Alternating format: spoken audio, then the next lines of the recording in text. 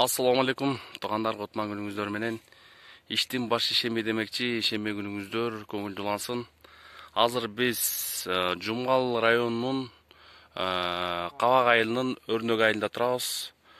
Өрнөк айылында 7 гектар жерге биздин Хамза экебиз арбуз эккен экен.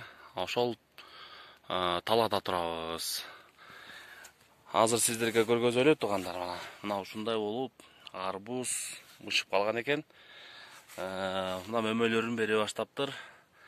Кудай буйруса, жакынкы арада сатыкка коюлуп баштайт.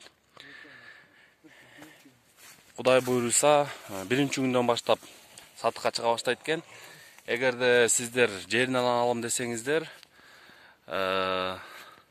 ушул жерге келсеңиздер болот. Азыр сиздерге жакындан көргөзөйүн. Сиздер көрүп турган Кытай базасы. Ошол Кытай базасынын бет маңдайы деп билсеңиздер болот.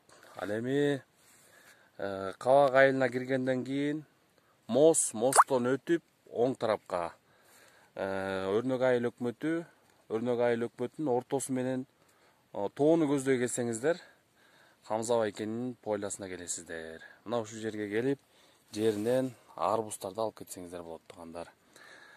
Телефон номерлерин баарын калтырабыз Хамза байкенин.